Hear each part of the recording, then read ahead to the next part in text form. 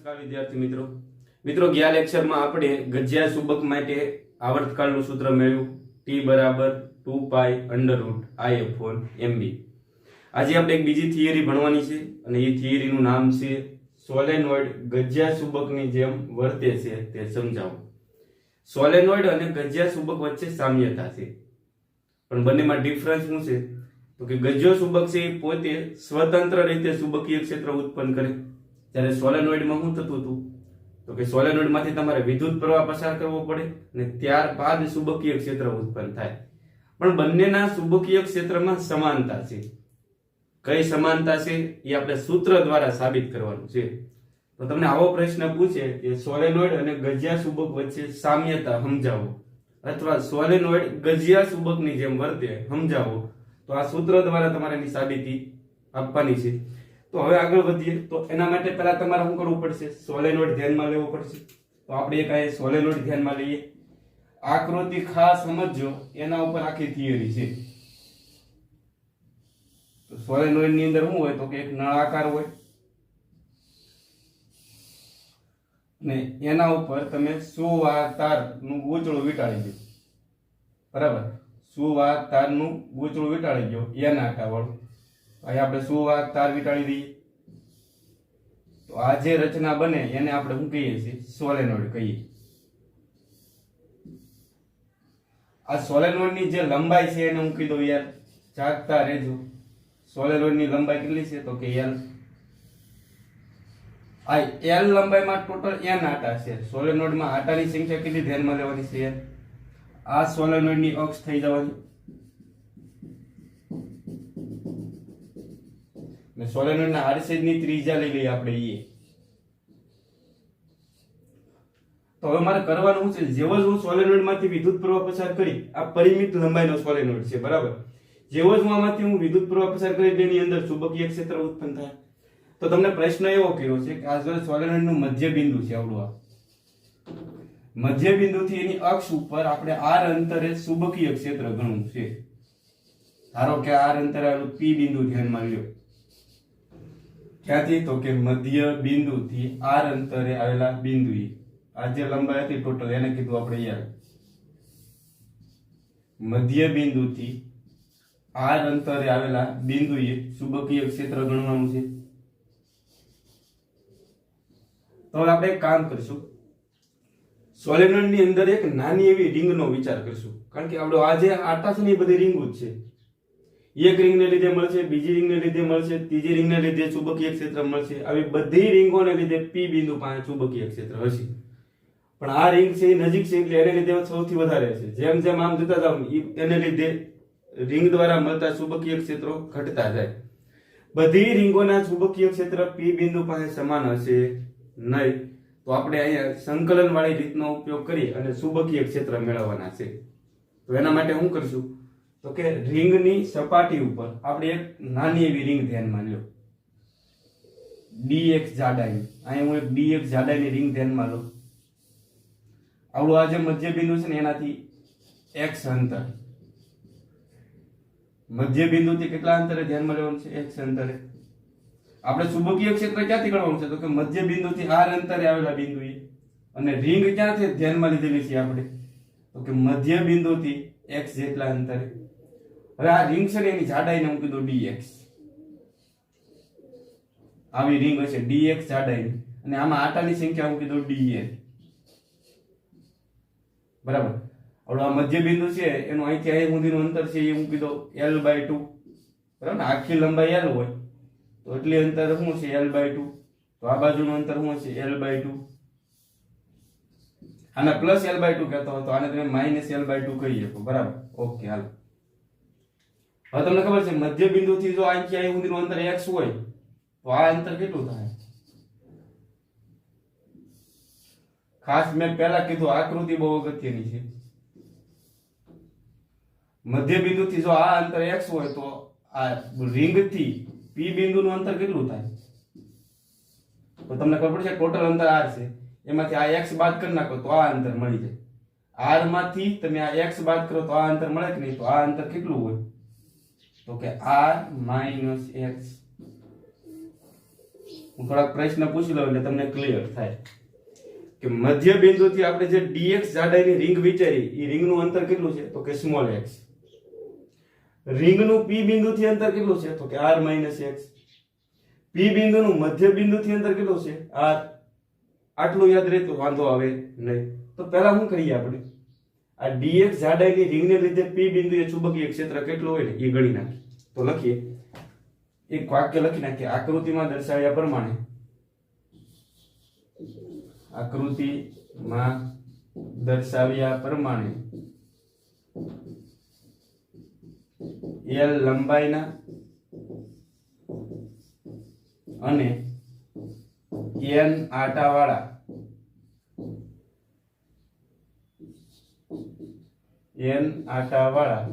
પરિમિત લંબાઈના, પરિમિત ન લખો તો હાલે, આટાવાળા સોલેનોઇડ માંથી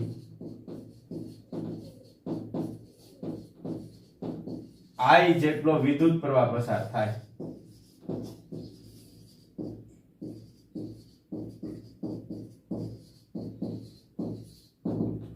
હવે શું કરવાનું છે તો કે dx જાડાઈની રિંગને લીધે p બિંદુએ ચુંબકીય ક્ષેત્ર કેટલું મળે ને એ ગણી નાખો. તો લખો dx જાડાઈની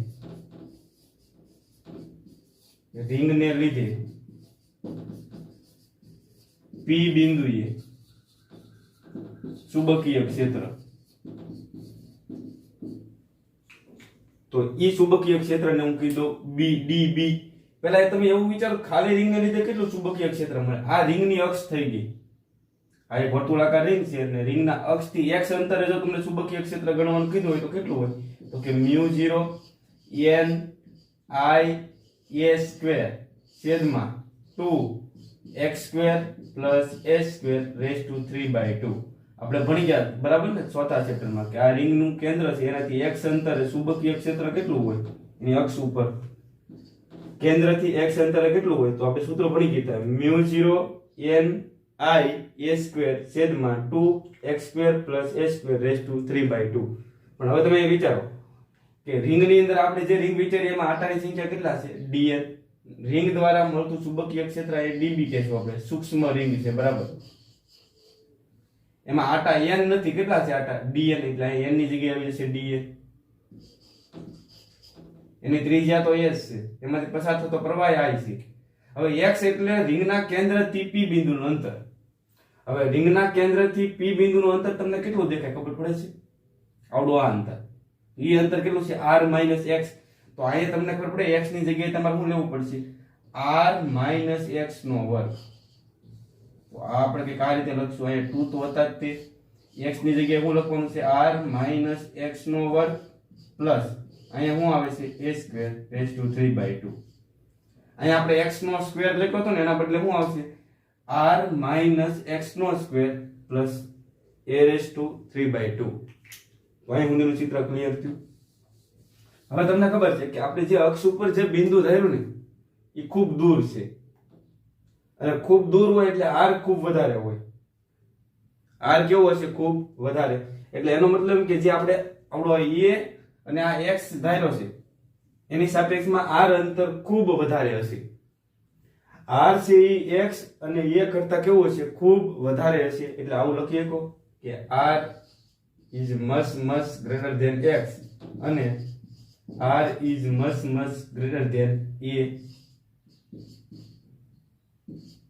હોવાથી તમે શું કરશો r ની સાપેક્ષમાં x ને અવગણ નાખો અને r ની સાપેક્ષમાં a ને અવગણ નાખો.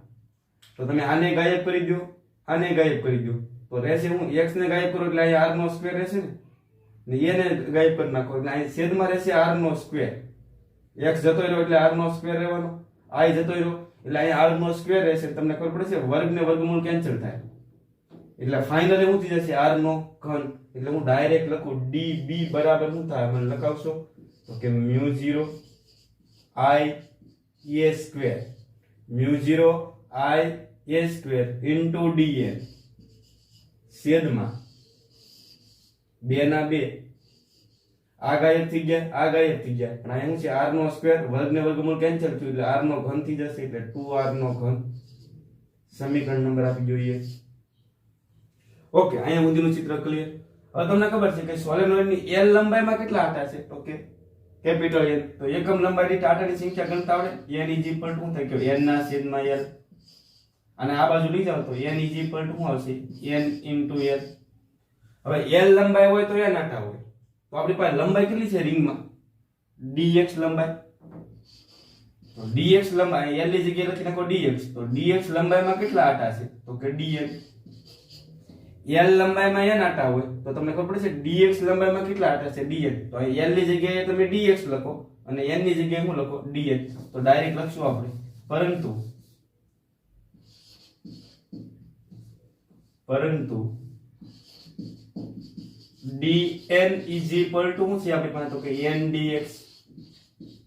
તો એ કિંમત સમીકરણ નંબર 1 માં મૂકી દો તો માટે db બરાબર μ0 I n નો સ્ક્વેર. dn ભાળોના તમે શું લખશો કયો n into dx છેદમાં શું આવશે 2r નો ઘન. તો વિદ્યાર્થી મિત્રો આ તો નાની એવી સૂક્ષ્મ રિંગને લીધે મળ્યું. તમારે આખા સોલેનોઇડ ને લીધે ચુંબકીય ક્ષેત્ર ગણવાનું છે. તો શું કરવું પડે, આખા સોલેનોઇડ ઉપર તમારે સંકલન લેવું પડે. આ છેડેથી આ છેડા સુધી તમે સંકલન લો ને ત્યારે આખો સોલેનોઇડ કવર થાય. P બિંદુએ છે આ છેડેથી આ છેડે સુધી ચુંબકીય ક્ષેત્ર ઉત્પન્ન થવાનું છે. એટલે તમારે કીધું હોય કે સમગ્ર સોલેનોઇડ ને લીધે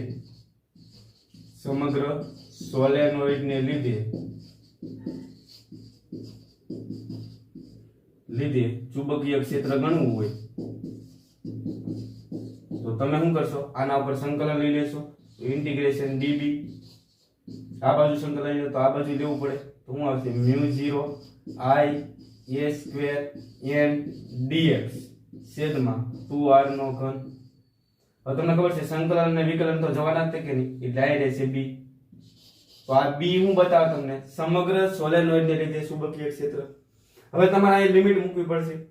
હવે લિમિટ મૂકવા માટે તમે વિચારો સંકલન કોની સાપેક્ષ થાય તો કે x ની સાપેક્ષ. d ની હારે જોડાયેલું હોય એની સાપેક્ષ થતું હોય. x એટલે અંતર થયું તો અંતરની લિમિટ લેવી પડે. તો આખા સોલેનોઇડ ને તમારે કવર કરવો હોય તો આ છેડેથી આ છેડે આવવું પડે. તો હવે આ છેડો કેટલા અંતરે છે આ મધ્ય બિંદુથી તો કે -l/2 જેટલા અંતરે, ને આ છેડો કેટલા અંતરે છે તો કે +l/2 અંતરે. એટલે તમારે જો આખો સોલેનોઇડ કવર કરવો હોય તો લિમિટ શું લેવી પડે -l/2 થી +l/2. તમે અહીંથી અહીંયા સુધી આવો એટલે આખો સોલેનોઇડ કવર થઈ જાય. અહીંયા સુધીનું ચિત્ર ક્લિયર. તો હવે સંકલન કોની સાપેક્ષ થાય x ની સાપેક્ષ. તો x વાળા પદરે બાકીના બધાને બહાર કાઢી નાખો. તો finally b is equal to શું આવે મને કહો μ0 I a નો સ્ક્વેર n. આ બધું બહાર નીકળી ગયું. છેદમાંથી 2r નો ઘન બહાર નીકળી જશે. સંકલનમાં શું રહેશે -l/2 થી +l/2. અહીં રહે dx. હવે તમને ખબર છે સંકલન અને વિકલન જાય તો રહેશે x, બરાબર ને. dx નું સંકલન શું થાય ખાલી x, એટલે ફાઇનલી શું થાય b μ0 I a square n છેદમાં 2r નો ઘન. ઇન્ટિગ્રેશન ડેરિવેશન ગયા આનું સંકલન શું થયું x, બરાબર ને. અપર લિમિટ શું છે l/2 અને લોઅર લિમિટ શું છે -l/2. ઓકે હાલો તો આગળ વધીએ. તો b ઇઝ ઇક્વલ ટુ આને એમ નામ લેવા દો μ0 I a સ્ક્વેર n છેદમાં 2r નો ઘન. અપર લિમિટ કેટલા મૂકશો તો કે x ની જગ્યાએ પહેલા મૂકો l/2 માઈનસ. હવે x ની જગ્યાએ મૂકશો -l/2, આ -l/2 લખો એટલે માઈનસ માઈનસ પ્લસ થઈ જાય. ઓકે હાલો તો finally b is equal to શું થાય μ0 I a સ્ક્વેર n છેદમાં 2r નો ઘન. હવે અડધો l એટલે આખો l થયો કે નહીં, એટલે અહીંથી જશે l બરાબર અહીં લઈ લો n ની નજીક. તો ફાઇનલી શું થાય b બરાબર μ0 I a નો સ્ક્વેર n ની હારે l જોડી ગયો છેદમાં 2r નો ઘન. હવે તમને ખબર પડે સ્મોલ n ઇન્ટુ l એટલે શું થાય કેપિટલ n. તમને ખબર છે n ના છેદ n ઇઝ ઇક્વલ ટુ થાય n ના છેદમાં l. તો આને આ બાજુ લઈ જાવ તો n into l. Capital n નું ઓપરેશન કરો એટલે શું મળે તમને સ્મોલ n ઇન્ટુ l. તો સ્મોલ n ઇન્ટુ l ભાળોને તમે શું લખી શકો કેપિટલ n. તો અહીં તમે મૂકી દો કેપિટલ n. તો ફાઇનલ એવું થાય b બરાબર μ0 I a નો સ્ક્વેર. અહીંયા તમે શું મૂકશો? કેપિટલ A છેદમાં 2r નો ઘન. અચ્છા, હવે તમારે શું કરવાનું છે ધ્યાન રાખજો. આને 2 વડે ગુણી સોરી પાઈ વડે ગુણી પાઈ વડે ભાગી નાખો, અથવા 2 પાઈ વડે ગુણી 2 પાઈ વડે ભાગી નાખો. તો 2 પાઈ વડે ગુણી 2 પાઈ વડે ભાગો એટલે શું થશે? μ0. અહીં 2 પાઈ વડે ગુણી 2 પાઈ વડે ભાગી નાખો તો અહીં 2 પાઈ વડે ગુણશો એટલે શું થાય? 4 પાઈ થઈ જાય. I a સ્ક્વેર બરાબર. અહીં આપણે 2 પાઈ વડે ગુણવું પડશે ને, તો 2 પાઈ I a square n upon r નો ઘન. હું કર્યું ખબર પડી? આ બાજુ 2 પાઈ વડે ગુણ્યા એટલે 4 પાઈ થઈ ગયા, અંશમાં 2 પાઈ વડે ગુણ્યા એટલે આ પદ આવી જશે. તો ફાઇનલ એવું થાય b ના b μ0 ના μ0 4 પાઈ ના 4 પાઈ. હવે પાઈ a સ્ક્વેર એટલે શું થયું? જે સોલેનોઇડ છે એના આડછેદનું ક્ષેત્રફળ શું કે નહીં? આડછેદ વર્તુળાકાર છે એટલે પાઈ a સ્ક્વેર ભાવના ક્ષેત્રફળ લખીએ એટલે 2 ના 2 i ના પેલા n ને લખો, પછી i ને લખો, અને પાઈ a સ્ક્વેર એટલે શું થયું? a છેદમાં r નો ઘન. અને ni a આ તો જાણીતું સૂત્ર છે. શું થાય મને કયો? Magnetic moment. ni a એટલે મેગ્નેટિક મોમેન્ટ. પણ કોની? તો કે અત્યારે સોલેનોઇડ ની. તો સોલેનોઇડ ની મેગ્નેટિક મોમેન્ટ કહીએ કોને? તો b શું થાય કયો? μ0 upon 4 પાઈ 2 ના 2 ni a એટલે તમે મેગ્નેટિક મોમેન્ટ લખી શકો upon r નો ઘન. સમીકરણ નંબર આપી દો અને 2. m એટલે શું થાય? ni a. તો વિદ્યાર્થી મિત્રો, આ સોલેનોઇડ ની અક્ષ ઉપર ચુંબકીય ક્ષેત્રનું સૂત્ર મળ્યું. હવે તમને ખબર પડે છે ગજ્યા ચુંબકની અક્ષ ઉપર ચુંબકીય ક્ષેત્રનું સૂત્ર શું આવતું હતું? ગજ્યો ચુંબક લઈ લો તો એની અક્ષ ઉપર r અંતરે ચુંબકીય ક્ષેત્રનું સૂત્ર શું લખ્યું હતું આપણે? યાદ છે? તો ગજ્યા ચુંબક માટે શું લખ્યું હતું? μ0 upon 4 પાઈ 2m upon r નો ઘન. તો એ જ સૂત્ર છે એ સોલેનોઇડ ઉપર આવ્યું. એટલે કે ગજ્યો ચુંબક અને સોલેનોઇડના ચુંબકીય ક્ષેત્ર છે ને એ બંને સમાન છે. જે સૂત્ર ગજ્યા ચુંબકની અક્ષ ઉપર લાગુ પડે એ જ સૂત્ર સોલેનોઇડની અક્ષ ઉપર લાગુ પડે. તો આના ઉપરથી આપણે એમ કહીએ કે ગજ્યો ચુંબક અને સોલેનોઇડ છે સામ્યતા ધરાવે છે. બંનેના ચુંબકીય ક્ષેત્ર સમાનતા ધરાવે છે. એટલે કે ગજ્યો ચુંબક ને સોલેનોઇડ કહીએ પણ સોલેનોઇડના તમે ગજ્યા ચુંબક તરીકે વર્તીએ કે ખરો. તો આટલું ચિત્ર ક્લિયર થઈ ગયું. હવે આ બંનેમાં ડિફરન્સ શું છે કે તમને જો સોલેનોઇડની મેગ્નેટિક મોમેન્ટ ગણવાનું કીધું હોય તો સૂત્ર કયું લાગુ પડશે? ni a. પણ જો ગજ્યા ચુંબકની મેગ્નેટિક મોમેન્ટ ગણવાનું કીધું હોય તો એના માટે સૂત્ર શું હતું? 2lp. પણ ફાઇનલી છેલ્લે તો સૂત્ર તો બંને કેવા છે? સમાન. એટલે આપણે એક આવું વાક્ય લખી નાખીએ કે સમીકરણ 2 ગજ્યા ચુંબકની અક્ષ પરના ચુંબકીય ક્ષેત્ર જેવું છે.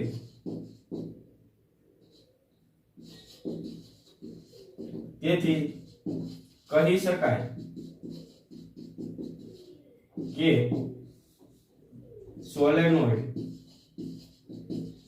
ગજ્યા ચુંબકની જેમ વર્તે છે. ગજ્યા ચુંબકની જેમ વર્તે છે. તો તમને બંનેની સામ્યતા સાબિત કરવાનું કહે તો આ સૂત્ર સાબિત કરી દેવાનું. છેલ્લે કહી દેવાનું કે આ જ સૂત્ર છે એ ગજ્યા ચુંબકને લાગુ પડે છે એટલે બંને સમાનતા ધરાવે છે એમ કહેવાય. તો સોલેનોઇડ ની અંદર હવે ગજ્યો ચુંબક સમાયેલો છે. તો જો ગજ્યો ચુંબક હોય તમને પ્રશ્ન થાય કે એમાં n અને s ધ્રુવ હોવા જોઈએ. બે ધ્રુવો તો હોવા જોઈએ ને, n અને s ધ્રુવ. તો સોલેનોઇડમાં n અને s ધ્રુવ નક્કી કઈ રીતે કરશું? તો વિદ્યાર્થી મિત્રો યાદ રાખજો, પ્રવાહની દિશાને આધારે સોલેનોઇડમાં n અને s ધ્રુવ નક્કી થશે. તો n અને s ધ્રુવ નક્કી કઈ રીતે કરવાના? તો આ સોલેનોઇડનો આડછેદ દેખાય કે નહીં? એને લંબ રૂપે તમારે અવલોકન કરવાનું. એટલે કે અહીંથી હવે તમે જ્યારે અહીંથી અવલોકન કરશો ત્યારે આડછેદ તમને વર્તુળાકાર દેખાશે. અને જો આમાંથી પસાર થતો પ્રવાહ તમને સમઘડી દિશામાં પસાર થતો જણાય આ રીતે, નાથી તમે અવલોકન કરો અને આડછેદમાં પ્રવાહ જો સમઘડી દિશામાં વહેતો જણાય છે આ રીતે, તો સમજી લેવાનું ઈ તરફનો છેડો છે ને s ધ્રુવ તરીકે વર્તે. સમઘડી એટલે s યાદ રાખવાનું. અહીંથી જોશો તો તમને સમઘડી દિશામાં વહેતો જણાય, તો અહીંથી તમને ઓટોમેટિકલી વિષમઘડી દિશામાં વહેતો જણાશે. જો પ્રવાહ વિષમઘડી દિશામાં વહેતો જણાય તો n ધ્રુવ તરીકે વર્તે. આ યાદ રાખજો, કામ આવશે. સમઘડી હોય તો s ધ્રુવ તરીકે, એટલે કે આ s ધ્રુવ તરીકે વર્તતો હોય તો આ એના તરીકે વર્તે, n ધ્રુવ તરીકે. તો તમને ખબર પડી ગઈ. આમાં પણ બે ધ્રુવોનું નિર્માણ થયું. પણ આ બંને ધ્રુવો નક્કી કઈ રીતે કરશો? તો કે વિદ્યુત પ્રવાહની દિશાને આધારે. અહીંથી જો સમઘડી દિશામાં પ્રવાહ વહેતો જણાય તો સમ એટલે s, અને વિષમઘડી દિશામાં પ્રવાહ વહેતો જણાય તો એ n ધ્રુવ તરીકે વર્તે. તો આ હતી સોલેનોઇડ અને ગજ્જા ચુંબક વચ્ચે સામ્યતા. છેલ્લે તમને એક પ્રશ્ન પૂછી લો કે સોલેનોઇડની મેગ્નેટિક મોમેન્ટનું સૂત્ર શું થાય? તો આપણે જે વારંવાર સૂત્ર લખતા એ જ સૂત્ર આવીને ઊભું રહેશે. m બરાબર શું હશે? NIA. તો વ્યવસ્થિત રીતે આ થિયરી. તો હવે આપણે સ્વાધ્યાયનો ત્રીજો દાખલો જોઈએ. સ્વાધ્યાયના ત્રીજા દાખલામાં રકમ તમને આ રીતે આપી છે કે એક સમાન ચુંબકીય ક્ષેત્ર ધ્યાનમાં લેવાનું છે અને ચુંબકીય ક્ષેત્રનું મૂલ્ય આપ્યું છે 0.25 ટેસ્લા. હવે આ ચુંબકીય ક્ષેત્રમાં તમારે એક ગજ્જો ચુંબક મૂકવાનો છે અને ગજ્જો ચુંબક તમારે એ રીતે મૂકવાનો છે કે ચુંબકીય ક્ષેત્ર સાથે ગજ્યા ચુંબકની અક્ષ 30 ડિગ્રીનો ખૂણો બનાવે. તો આપણો આ ગજ્જો ચુંબક છે એની અક્ષ છે એ ચુંબકીય ક્ષેત્ર સાથે કેટલો ખૂણો બનાવે? 30 ડિગ્રીનો. તો 30 ડિગ્રીના ખૂણે હોય એટલે તમને ખબર છે એના પર ટોર્ક લાગે, અને ટોર્ક તમને આપ્યું 4.5 ગુણ્યા 10 ની માથે -2 ઘાત જૂલ. તો પ્રશ્ન એ પૂછ્યો કે આ ગજ્જા ચુંબકની મેગ્નેટિક મોમેન્ટ કેટલી હોય? તો મેગ્નેટિક મોમેન્ટનું ટોર્ક ઉપરથી તમે ગણી શકો. તો લખો ચુંબક પર લાગતું ટોર્ક. તો ટોર્કનું સૂત્ર શું છે? ટાઉ બરાબર mv sin થીટા. તો ટોર્ક રકમ આપ્યું 4.5 ગુણ્યા 10 ની માથે -2 ઘાત. મેગ્નેટિક મોમેન્ટ તમારે ગણવાની છે.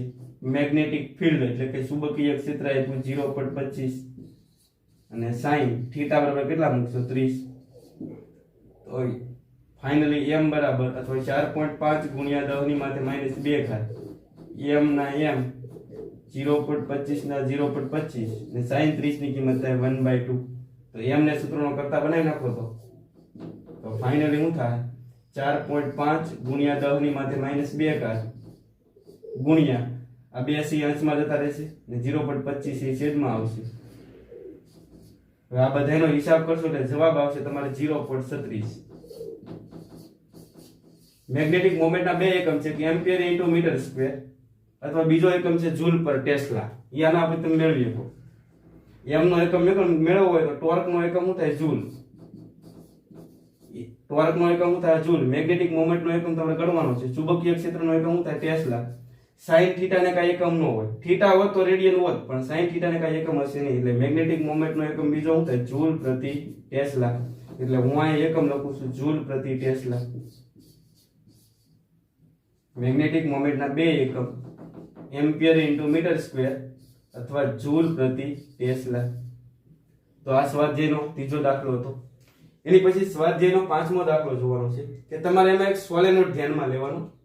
એમાં આટાની સંખ્યા તમને આપી 800. સોલેનોઇડનું આડછેદનું ક્ષેત્રફળ તમને આપ્યું 2.5 ગુણ્યા 10 ની માથે -4 ઘાત મીટરનો સ્ક્વેર, અને એમાંથી પસાર થતો પ્રવાહ આપ્યો છે 3 એમ્પિયર. તો તમને પ્રશ્ન એવો કર્યો કે એની મેગ્નેટિક મોમેન્ટ કેટલી હોય, ને આ સોલેનોઇડ કઈ રીતે ગજ્યા ચુંબકની જેમ વર્તે એમ કહી શકો. તો તમને ખબર છે કે સોલેનોઇડમાંથી વિદ્યુત પ્રવાહ પસાર કરશો એટલે એક બાજુ s ધ્રુવ પ્રેરિત થશે, એક બાજુ n ધ્રુવ પ્રેરિત થશે, એટલે ગજ્યા ચુંબકની જેમ વર્તે. તો આપણે એક વાક્ય લખીએ. શા માટે ગજ્યા ચુંબકની જેમ વર્તે એ કહેવાનું છે. તો જ્યારે સોલેનોઇડમાંથી વિદ્યુત પ્રવાહ પસાર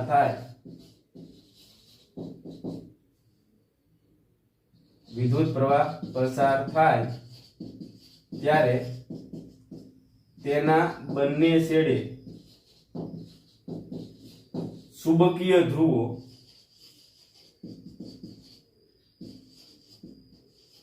એટલે કે n અને s પ્રેરિત થાય છે, જે પ્રવાહની દિશાને આધારે નક્કી થાય છે. જે પ્રવાહની દિશાને આધારે નક્કી થાય છે. અને ફાઇનલી એના તરીકે વર્તે તો કે ગજિયા ચુંબકની જેમ વર્તે એમ કહીએ કો. ને હવે તમને હું પૂછું છું કે આની મેગ્નેટિક મોમેન્ટ ગણો. તો સોલેનોઇડની મેગ્નેટિક મોમેન્ટનું સૂત્ર શું છે? Magnetic moment. સોલેનોઇડની મેગ્નેટિક મોમેન્ટને આપણે ms કીધી તો સૂત્ર શું હતું? NIA. આટાની સંખ્યા તમને આપી છે 800. પસાર થતો પ્રવાહ આપ્યો 3 એમ્પિયર અને આડછેદનું ક્ષેત્રફળ આપ્યું 2.5 ગુણ્યા 10 ની માથે -4 ઘાત. બધાનો હિસાબ કરશો એટલે તમારો જવાબ આવશે 1.28. મેગ્નેટિક મોમેન્ટનો એકમ શું થાય? તો કે જૂલ પર ટેસ્લા અથવા એમ્પિયર ઇન્ટુ મીટર સ્ક્વેર. તો આ તો સ્વાધ્યાયનો 5મો દાખલો. તો આવતા લેક્ચરમાં હવે બાકીના વધારાના જે દાખલા છે એ ગણવાનો પ્રયત્ન કરીશું.